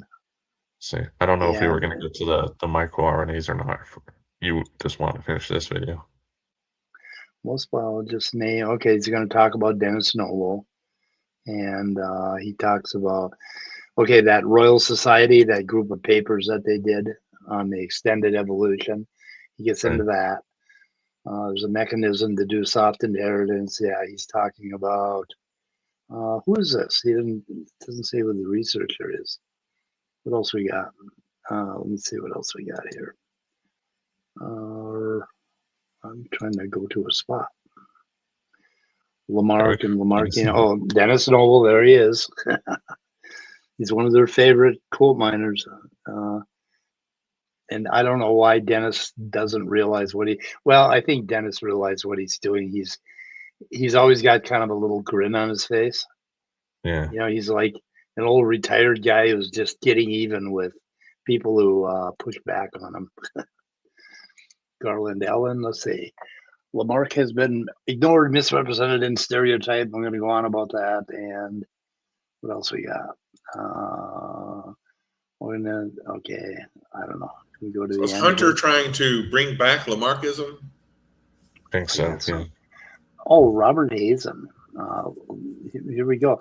He's the one that turned me on to Who's Robert there? Hazen. Hazen and his co-workers are now calling for a new natural law, a very different natural law, because this natural law creates teleology. No, it doesn't. We propose that an additional, hitherto unarticulated law is required to characterize familiar macroscopic phenomena of our complex evolving universe. Accordingly, we propose a law of increasing functional information. The ID folks are going to love that. But the second law doesn't explain why things evolve, why life emerges from non-life. You look around and you see flowers bloom and trees blossom and birds sing. It seems like all of those things are counter to the idea of disorder. In fact, it's a kind of ordering of nature. We think there's a missing law, a second arrow of time that describes this increase in order, and we think it has to do with an increase in information. There almost seems to be, can I use the word purpose? I'm not sure where this will go, but give Hazen credit for recognizing. Yeah. Hazen is talking about, like, he shows a matrix of all the different, like, he does this with mineral evolution, right? Where minerals basically metamorphosize and change throughout their history. Right. And he explains it with, there's this huge set of possibilities. And so this is really interesting because it occurred to me yesterday that this arrow he's talking about is like entropy, except it ends up having the opposite effect of entropy. And he shows this huge number of possibilities, and only like 2 or 3 of these possibilities are going to actually happen, right? This very constrained little tiny group are going to be what the next move is on the chessboard, right? Mm. And then he shows how that builds complexity, and that's what his research is all about. And he's doing a lot of work with showing minerals, which we don't think of as evolving, and showing them evolving into more and more complex configurations, basically. Mm. And so he's picking this guy's quotes, you know, and this guy is definitely not a woo head. So he's pretty cool. So what problem was Hazen addressing in that block that Hunter referenced, and where is Hunter mistaking Hazen's point? He's just jumping to this idea because he used the word purpose, right? And it looks like purpose because there's all of these, like, okay, entropy. Okay, so you've got a gas in a container, right? And it's a certain temperature, and then you take the container away, and the gas is going to start to spread out, basically. And the reason it spreads out is because of the laws of probability. It's mathematics that makes it spread out. Well, he's saying there's an equivalent law when you have a closed system, basically, and you have probabilities. It's going to follow this canal of probabilities, and it's going to increase in complexity. And it's just the way nature works. It's the way the physical universe works. And he's claiming that there's a whole lot of work to be done in understanding this somewhat opposite of entropy law that he's proposing. Question? I guess my skepticism about it is I don't feel like it's opposite of entropy, because I think it could be argued that living things arose because of the second law of thermodynamics. In part. Yeah. Yeah, I know there's been some good research on that, so I don't know. I just don't like the way he described it as order versus disorder. I feel like there's a better way to put it. Yeah, the increasing order is going to be because of fitting into these canals, right? it has to go a certain way. I mean, if you're just looking at a gas and you just release the gas into a vacuum or into the surrounding air, it's gonna like be real fuzzy, right? But he's talking about these very, very specific constraints that are present in carbon chemistry and a number of other things. And because of these constraints, things end up becoming more, or they lose entropy, right? They get more ordered. Like a crystal will form, basically, is what he's saying. So, I mean, it's, I don't know. What do you think of that, Andrew?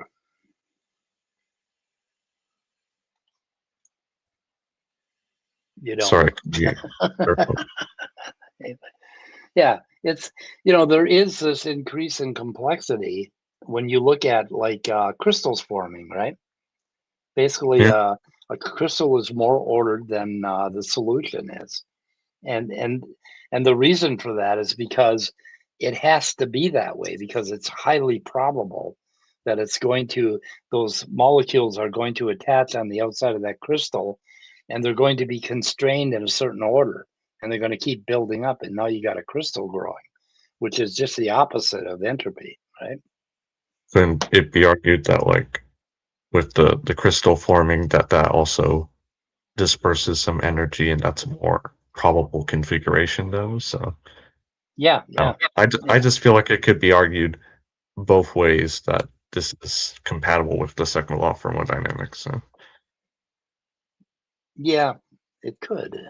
The two things are the same in a lot of ways. It's interesting. But yep. I like, And let's see where like I said, Sean Carroll's explanation of it. Pretty good. So Second law doesn't explain why things evolve. Recent information. Purpose?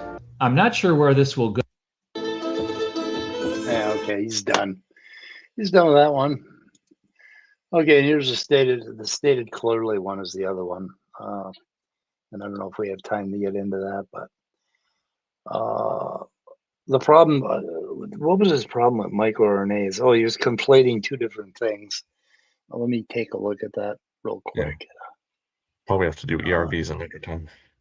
Yeah, let's see, full screen Apologies layout. for the distraction a few minutes ago. That was me. That was my brother. What was it? Oh, that was your brother? Yeah, he wanted to say You hi. got a, oh, hi, brother. Let's see. Okay, add the stage. What am I doing here? Okay, Darwin's God. Okay, I want to stop sharing. Come on, stop. Yeah, stop sharing. Stop it. Stop it already. Yeah, there's a lot to be said about microRNAs too. He does the usual conflation bullshit, you know, that they're specific to organisms, microRNAs, and Right. some of them are and some of them aren't. Right. And the ones that are, like, he thinks lineage specific traits are incompatible with common descent for some reason. yeah, yep.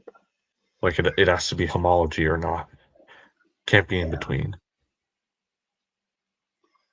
Oh, his response is stated clearly on ERVs, and I forget where the microRNA stuff happened. I think he did that at the very he did it at the beginning here. He's talking about microRNAs. What was he saying? Oh, let me see here. Have you looked at his oh, sorry, was that me? I don't know. Have you looked at his I think he has like a 23 failed predictions of evolution thing. I have, and they're all just straw man arguments. Yeah. All the quote mines and cherry picking and stuff. Yeah. Yeah. Every single one of them is just like a straw man that, you know, oh, if evolution is true, then this has to happen. And then he goes back to like 1900s and shows something that, you know, or 1930s, as somebody said. And then we find out, oh, it's more complicated than that. It just things goes are on more and on. complicated than we initially thought. Therefore, the whole thing's wrong. Yep, something like that. Yeah. I was telling Dr. Dan the other day, I feel like if he ever gets to making a video about that, it would be awesome because there's a lot of stuff he could cover there. Yeah. Oh, cedar mode. Yeah, he's talking about microRNA genes should form an evolutionary common descent pattern, What makes and him he's think they don't? claiming that they don't. Why? I'm trying to remember why he did. So many things. I gotta quit watching Look, fucking he YouTube cites videos. that one paper you mentioned with the one that, gosh, it's been so long. Oh, LPP. I know. Yeah, it was. Was that one thing. Yeah, this is the one where what the hell's his name? Dolgen? Yeah, Eli Dolgen, right? And he had this thing where they said the phylogenetic tree is wrecked by mRNAs. That's what he's saying here, right? Right. And And so like I reached out to him, and what I said to him is, I said, "Are you going to retract this now that you know that you're wrong?" Because I reached out to the guy, Dr. Kevin Peterson, the one that Eli Dolgen interviewed in the bar, who drew that crazy phylogeny tree. And what Dr. Kevin Peterson told me is, Mike, it's very simple. I was wrong. And he said, we used the wrong database. We did not have microRNAs. We had something else, non-conserved regions. And then he went on and he referred me to two papers by Tarver, who Cornelius Hunter quote mines Tarver a little bit too, I think. But anyway, Tarver has two papers where he explains that no, this is not the case. The microRNAs follow phylogenies rather well, and they haven't done a thing to destroy phylogeny. Surprise, surprise. Though there are species-specific microRNAs, and like I say, there are only 23 nucleotides long, and it is not Really? surprising that microRNAs are going to pop up. It's like finding certain or it's like finding certain apomorphies in a specific lineage. It's like, well, yeah, that's how you delineate some of those lineages. So Yeah. there's going to be lineage specific features either way. This is where he pops up Dolgen. Yeah, it's amazing when I talk to the researcher. The other thing Dr. Peterson said is that damned interview almost destroyed my career. I think he was being facetious, but he never published a paper because they realized that they made a mistake. As And it wasn't. as a good scientist would, I think.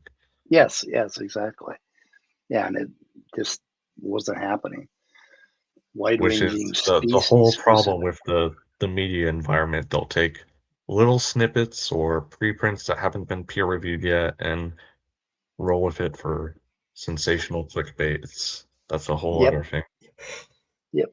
Anyway, I'm looking forward to getting this work done that I'm doing on microRNAs so that I can pop these up and show you which ones are species specific. And then I can go and find the equivalent area in chimp. I mean, if we find one that's species specific to the human, we can go ahead and look at the history of that region of the genome, and you're going to find homology there.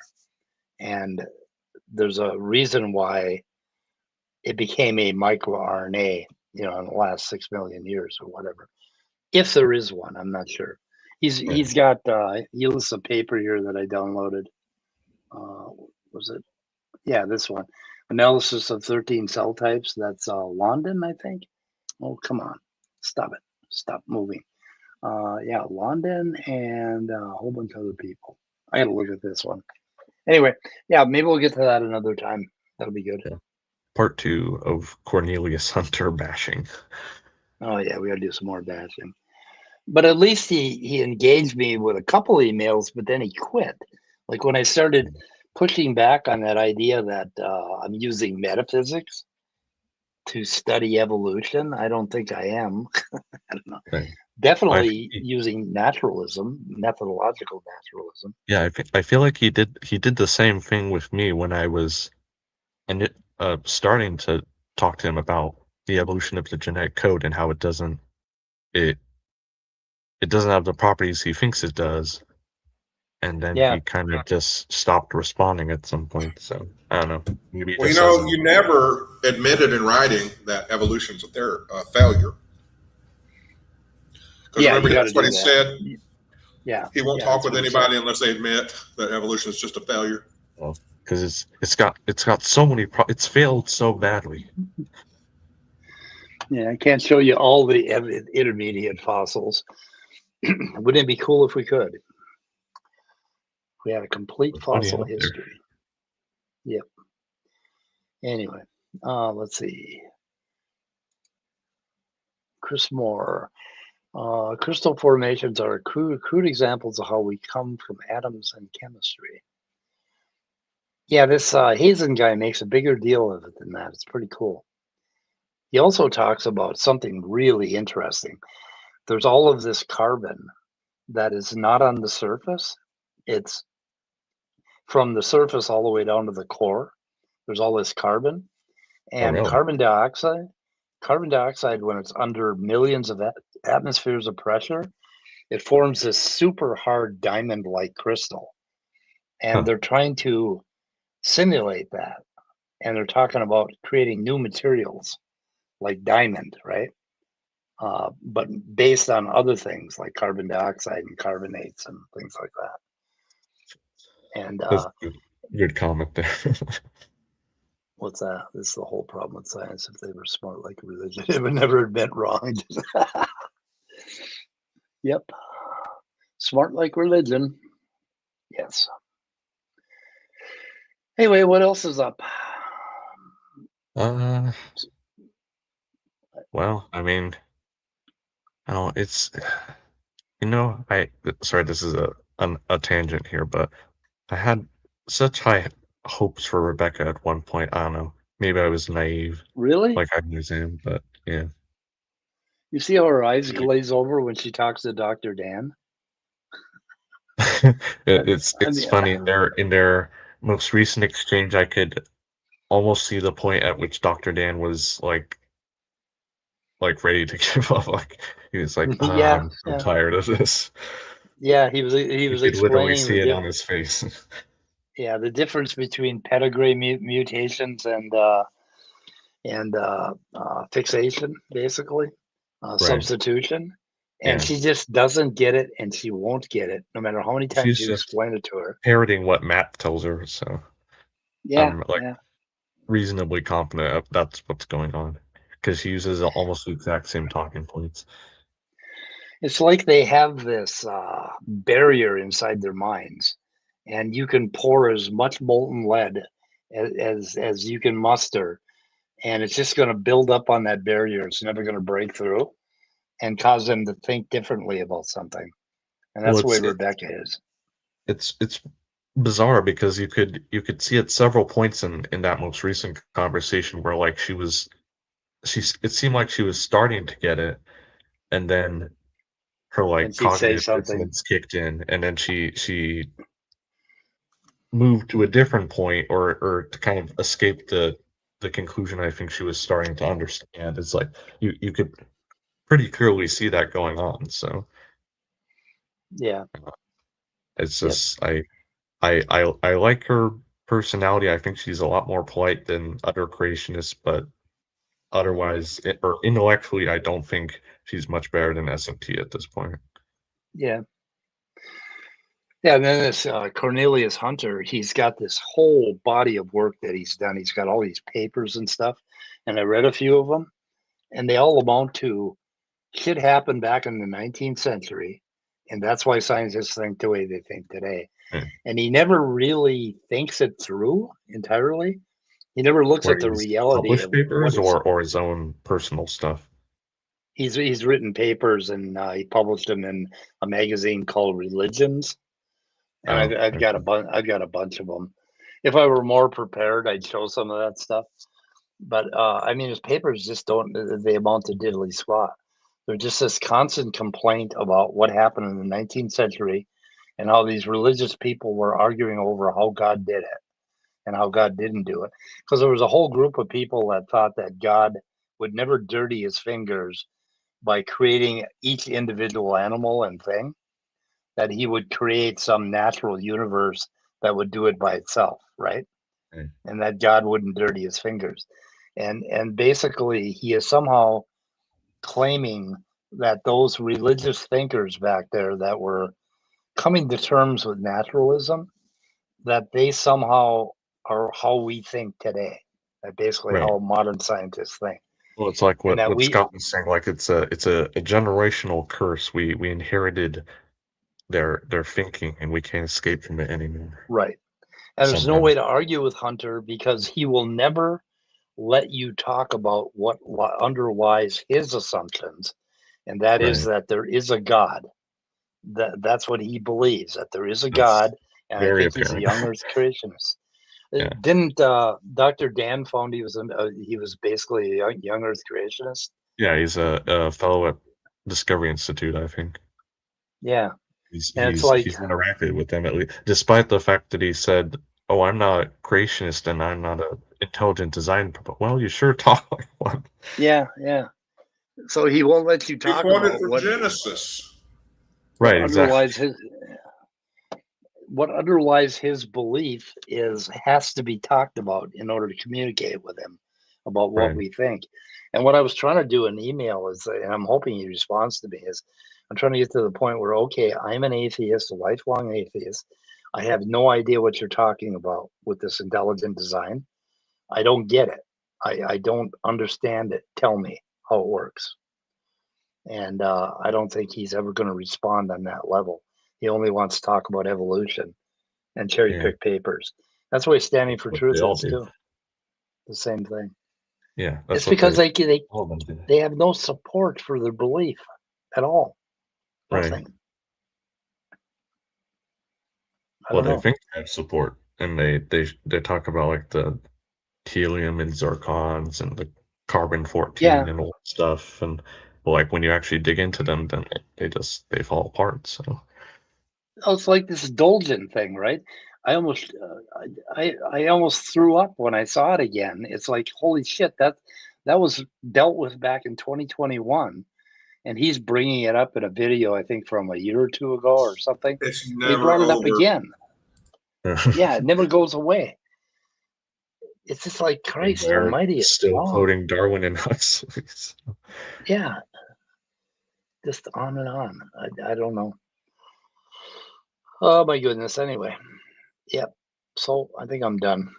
Yeah, I think we made the point tonight, or I hope we made his a point or underlying two. philosophy here, if you want to call it that. So I have a hypothetical for you guys. Sure. Let's say somebody has a little Chihuahua-like dog. Yeah. And that same somebody accidentally pours a bunch of Fritos on the ground. Yep. And the dog eats a bunch of them. Yep. What's going to happen? What? What happens if a little dog, like a Chihuahua, hypothetical eats came a from. bunch of Fritos? I don't know. I can't. Oh, he's going to shit himself? Maybe. I hope not. Scott. I just am trying to anticipate what kind of night I'm going to have. Oh, That means okay. gonna feel very Okay. well. Oh, you want a scientific opinion about what's going to happen? It ain't going to be good. Yeah. Yeah, probably ain't going to be good. It's Yep. it's what their stomachs are designed to do. Yeah. Yeah, every now and then I will eat something crazy and I just regret it for about 6 hours. It sits in my stomach and it talks to me. It's like, I'm here. Our the microbiome of our gut influences Yeah. us a lot more than we think. But yeah, that's a whole other topic. Yeah. So I really want to know what they're talking about with this epigenetics changing evolution, because nobody ever lays it out in detail. Nobody. Noble does it with the immune system. I think there's some rapid what the fuck is it? I don't even know how he lays it out. How does it get into the germline? That's what I want to know. How does it go to the next generation? But anyway. It's probably what we're still investigating at this point. Yeah, How it we're actually trying to figure it out. And if it does, it's kind of like, so what?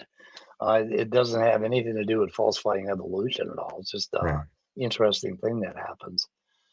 But it's gotta not only modify all the cells in your body, but it's got to modify that germline. And when it modifies that germline, does it modify the DNA in the germline? Now there could be a way. Okay, if you're invaded by some virus, right? And those viruses create an immune response that does some rapid mutation of your this genome in the genes in each of your cells, right? And if it also invaded the germline and did that, then that modification would end up in the next generation if it can get into the germline. So that Weissman barrier is not impenetrable. I mean, it's it's a cell in your body and it could be affected, but we know goddamn well that that is the cell where the genome for the next generation is going to come. Hey, can Yeah, you highlight the skeptic philosophy's most recent comment?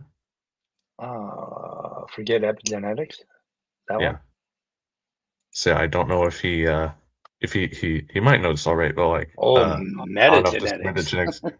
There is actually the field or the field of metagenomics, so that does actually exist. Really? What is Yeah. tell me about that. It's my understanding. It's basically sequencing DNA from all the organisms in a particular like microhabitat or certain mostly Oh, like wow. microbes and stuff like that. And then you can with Yeah. like next gen sequencing technology, like it's so rapid and inexpensive now that you can sequence all the genomes of these organisms in that environment and use that for as information. Yeah, that's cool. Yeah. Yeah, that's it. It's going to be fascinating when we get all the human genomes, right? We can look at all of them and find all the Yeah. variations and do calculations and stuff. Yeah, That's that's probably interesting. the only hard part is bacteria genome a lot smaller than the human genome. Yeah. Yep. Doing all the human genes and finding out all the variations. They have a list of those. So when you doing your bioinformatics class Next spring. next spring? Do you know what it's going to cover? Or do you have a textbook? You should. Do you know the I have textbook yet, or the the? description. Not yet. I have the description of the class topics, but I don't remember offhand. You A should lot of send it it to is me. evolutionary based, so should be interesting. Yeah. Yep. It's a pretty dense field right now. There's so many tools out there. It's just incredible. And yeah, that's going to be my next extension, is to be able to blast those sequences, because I can get an API to like NCBI and take any sequence from one of the genes that I'm displaying and do a blast and figure out. And then I want to do what the fuck is it? Oh my god. Comparisons, sequence alignments. So I want to do all this alignments work between the human and the chimp, because that tells a really interesting story. The stuff I got into with chromosome 2, you could just see how the blocks basically moved and got inverted in a couple of places. And you can piece together the history of what happened to those genomes, which is really cool. The history is written in the genetics. Yep. And Despite if they what can show us creationists say. something, show us the actual nucleotide sequences that falsify evolution. Goddamn, I'm all about looking at that. I'd love to hear that. And then I'd be like, yeah, something else happened. What is it? Well, Standing seems to think the Y chromosome does it, but Yeah, he does. Yeah, he just sent me a big long list of papers I don't have to take a look at. oh, really? Yeah. Yeah, but it's not encouraging that one of the papers was Hughes 2010. I think it was. It's Just like he almost keeps 15 bringing up years ago. the same fucking papers over and over again, and they don't say what he thinks they say. No, It drives no, me no. crazy. Anyway. Okay. Well, Scott, think you got we, anything? Oh, sorry. No, I've said what I needed to say and probably said it poorly and more than I needed to. Well, I think And, you articulate a lot of the points very well. And I'm very happy that we had the people we had in the side chat engaging with the topic. Yeah, thanks, Yep. everyone. So if we do Hunter again, we have to do one specific thing, and that would be his. Yeah. Okay, his attack on microRNA has been dealt with. He was referring to that Right. Eli Dolgen's article, and that has been just totally wiped out, and it doesn't make any difference. But then in the email, he said, oh, there are other problems with microRNAs. And I asked him to tell me what those are. And then we could go there. Or we could look at his ERV stuff. And the Or we could ERV mix a little stuff of both together, since they're kind of related.